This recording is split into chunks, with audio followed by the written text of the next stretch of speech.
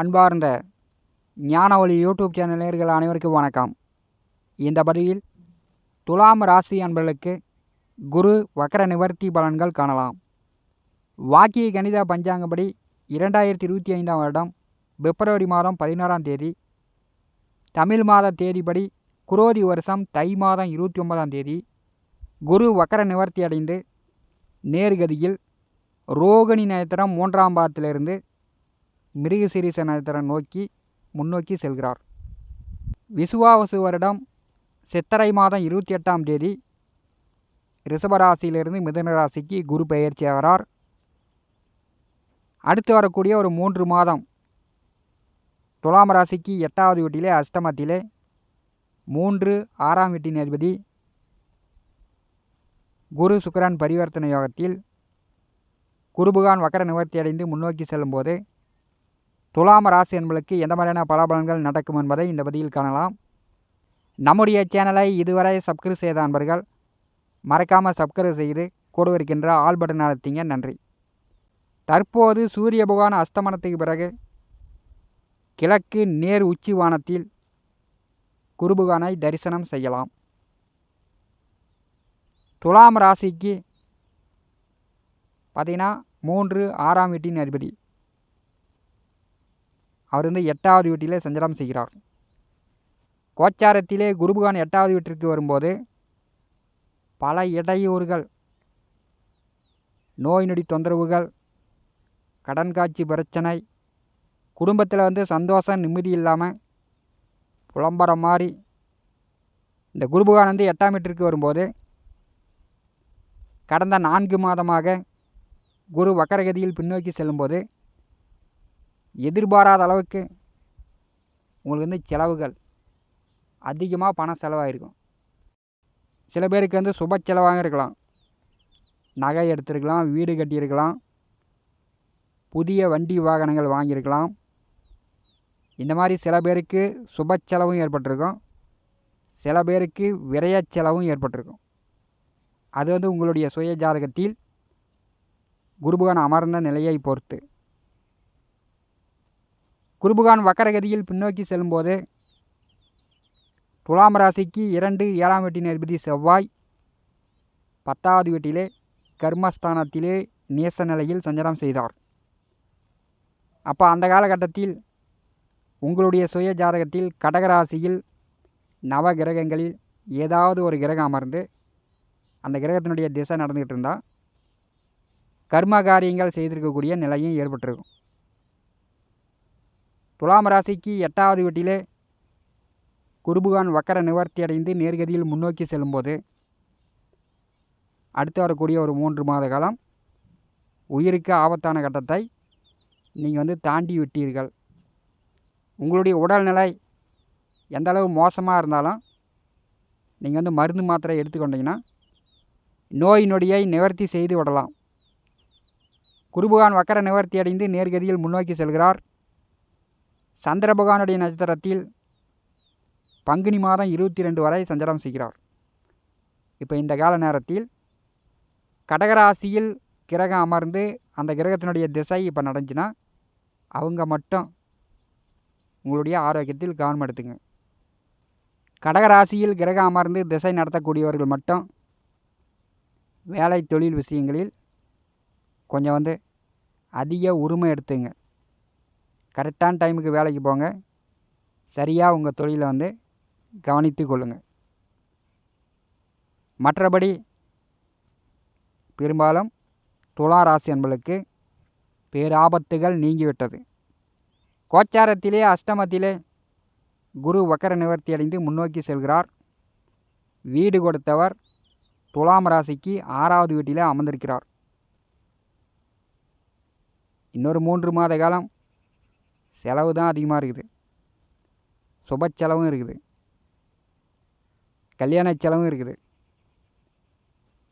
குடும்பத்துக்கு தேவையான பொருள் வாங்கி வைக்கலாம். செல்ஃபோனு, கம்ப்யூட்ரு, பிரிட்ஜு, மின் சாதன பொருள், டேபிளு, நாற்காலி, இந்த மாதிரிலாம் வீட்டுக்கு தேவையான பொருள் வாங்கி வைக்கலாம்.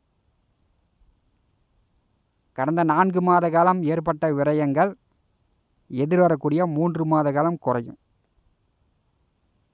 8வது வீட்டிலே குருபகான் வக்கர நிவர்த்தி அடைந்து முன்னோக்கி செல்லும்போது அவர் 9வது வீட்டை இயக்குவார். தந்தை மகனுக்குள் ஒரு சிலருக்கு கருத்து வேறுபாடு ஏற்படும். உங்களுடைய அப்பா மேல் உங்களுக்கு கோவமாக வரும். துலாம் ராசி இளைஞர்கள் அப்பாவிடம் கோவிச்சிக்கிட்டு அல்லது அப்பாவிடம் சண்டை கட்டிக்கிட்டு வீட்டை விட்டு வெளியில் போகிறது, ஓடி போகிறது, இந்த மாதிரியான விஷயங்களை இந்த கால நேரத்தில் தவிர்ப்பது நல்லது. கடவுள் பக்தி குறையும். சாமி மேலே கூட உங்களுக்கு கோபம் வரும்.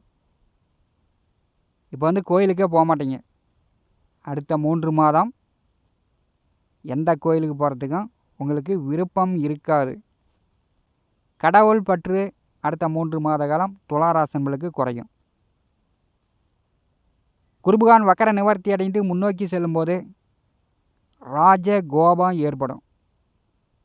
முன்னாடி கடந்த வருஷம் ஏதாவது வழக்கு வில்லங்கம் சட்ட சிக்கல் ஏதாவது இருந்துச்சுன்னா இப்போ கோர்ட்டுக்கு போக வேண்டிய நிலை துளாராசன்களுக்கு எதிர்வரக்கூடிய இந்த 3 மாத காலம் ஏற்படும். சாட்சி சொல்கிற மாதிரி, இதை கையெழுத்து போடுற மாதிரி, அல்லது நிலம் சொத்து வகையில் அடிக்கடி சண்டை பிரச்சனையில் காவல் நிலையம் கோர்ட்டுக்கு செல்கிற மாதிரி நிலையெல்லாம் இந்த குரு வக்கர நிவர்த்தி அடைந்து முன்னோக்கி செல்லும்போது சந்திரபகவானுடைய நட்சத்திரத்தில் இருக்கும்போது பங்குனி மாதம் 22 வரை துளாராசினர்களுக்கு ஏற்படும். ஏன்னா உங்களுடைய மனநிலை குருபகவான் இந்த காலகட்டத்தில் மாற்றுவார். குரு செவ்வாய் சுக்கிரன் ராகு 4 கிரக பார்வை துலாம் ராசிக்கு 12வது வீட்டின் மேல் விழுகிறது. அங்கே கேது அமர்ந்திருக்கிறார். கோச்சாரத்திலே 12வது வீட்டிலே கேது வரும்போது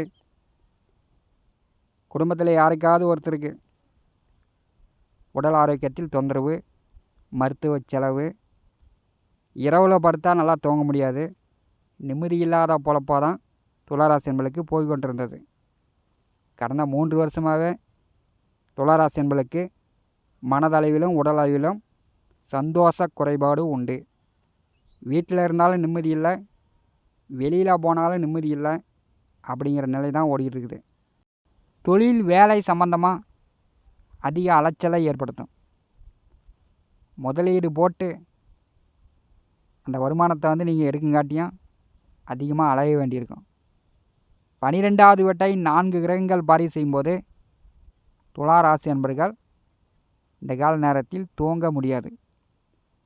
இது போனால் அது, அது போனால் இது அப்படின்னு தொந்தரவு கொடுக்கும். குருபகானுடைய 7ஆம் பார்வை 2வது வீட்டின் மேல் விழுகிறது. எப்படியும் சொன்ன சொல்லு கொடுத்த வாக்கை காப்பாற்றி விடுவீர்கள். பணத்துக்கு பஞ்சம் இருக்காது. மாத சம்பளம் வாங்கக்கூடியவர்கள் சம்பளம் வாங்கியவுடன் ஏதோ ஒரு வழியில் செலவு உண்டு. திருமண வயதில் உள்ளவர்கள் பங்குனி மாதம் 22க்கு பிறகு வரன் செட்டாகும், திருமணம் செய்யக்கூடிய வாய்ப்புலாம் வரும். குரு பகவானுடைய 9ஆம் பார்வை துலாம் ராசிக்கு 4வது வீட்டின் மேல் விழுகிறது. குரு வக்கர நிவர்த்தி அடைந்து அவருடைய பார்வை 4வது வீட்டின் மேல் விழும்போது தாயார் உடல் ஆரோக்கியம் நன்றாக இருக்கும். வீடு, நிலம், சொத்து, வண்டி, வாகனங்கள் வழியில் அதிக அளவு செலவுகள் குறையும். வண்டி வாகனம் லிப்போர் ஆகிட்டே இருந்துச்சு, அதெல்லாம் இந்த காலகட்டத்தில் லிப்போர் செலவு குறையும். தடைப்பட்ட வீட்டு வேலையை செய்து முடிக்கலாம். வீடு கட்டலாம், புதிய வண்டி வாகனம் வாங்கலாம். வீட்டு லோனு, வண்டி வாகன லோனு இதெல்லாம் எடுக்கலாம். வீட்டு லோனு, வண்டி வாகன லோனு இதெல்லாம் கொடுத்து அடைப்பதற்கான வாய்ப்புகளும் துளாராசி அன்பர்களுக்கு உண்டு. ஏன்னா குருவும் சுக்கிரனும் பரிவர்த்தனை யோகத்தில் இருக்கும்போது கடனும் ஒரு பக்கம் நீங்கள் அடைத்து விடலாம். குரு வக்கர நிவர்த்தி அடைந்து முன்னோக்கி செல்லும்போது 3, 6ஆம் இடம் இப்போ வலுப்பெறுகிறது. தைரியஸ்தானம் வலுப்பெறும்போது தைரியமாக சுறுசுறுப்பாக எதையும் முயற்சி செய்யலாம். கண்டிப்பாக உங்கள் முயற்சி, உங்கள் உழைப்புக்கேற்ற வருமானம், வெற்றி வாய்ப்புகள் துளாராசினர்களுக்கு வரும். தம்பி, தங்கை, உடன் பிறந்தவர்களுடைய ஆரோக்கியம் நன்றாக இருக்கும். உடன் பிறந்தவர்களால் உங்களுக்கு மகிழ்ச்சி உண்டு. 6 வக்கர நிவர்த்தி அடைந்து முன்னோக்கி செல்லும்போது வீணான தகராறு, பிரச்சனை இதெல்லாம் தவிர்த்து விடுங்க. புறம் சொல்வதை தவிர்த்து விடுங்க. குரு சுக்கிரன் பரிவர்த்தனை யோகம். பங்குனி மாதம் பார்த்தீங்கன்னா துளாராசிக்கு 6வது வீட்டிலே 5 கிரக கூட்டணி. இப்போ பங்குனி மாதத்தில் ராஜகோபத்திற்கு ஆளாகக்கூடிய நிலையும் துளாராசி என்பளுக்கு ஏற்படும். கோர்ட்டு கேஸுன்னு செல்லக்கூடிய நிலையும் ஏற்படும். வீணான தகராறு, பிரச்சனை அதிகமாக கோபதாபங்களை குறைத்து கொள்ளுங்க. இல்லைன்னா காவல் நிலையம், கோர்ட்டு கேஸுன்னு கடைசி காலகட்டத்தில் கொண்டு போய் நிறுத்தி உங்கள் நல்ல பேர் கெட்ட பேராக மாற்றக்கூடிய நிலையும் குரு வக்கர நிவர்த்தியில் துளாராசி என்பளுக்கு ஏற்படுத்த போகிறது. இது உங்களுடைய சுய ஜாதகத்தில் குரு கெட்டிருந்தால் கடகராசியில் ஏதாவது ஒரு கிரகம் அமர்ந்து இப்போ திசை நடந்துச்சுன்னா கண்டிப்பாக பெயர் கெடுக்கும் அமைப்பும் துளாராசி என்பளுக்கு உண்டு. இந்த காணொலியை பற்றி உங்களுடைய மேலான கருத்துக்களை நம்முடைய கான்பாஸில் பதிவு செய்யுங்கள். நம்முடைய ஞான ஒளி யூடியூப் சேனலை பார்த்து கொண்டிருக்கக்கூடிய அன்பர்கள், இதுவரை சப்ஸ்கிரைப் செய்த அன்பர்கள் மறக்காமல் நம்முடைய சேனலை சப்ஸ்கிரைப் செய்து கூடவே இருக்கின்ற ஆல் பட்டன் அழுத்திங்க. தினந்தோறும் நம்முடைய சேனலில் ஜோதிட பலன்கள் பதிவிடப்படும். உடனுக்குடன் பார்த்து பயன்பெறுங்கள். நன்றி, வணக்கம்.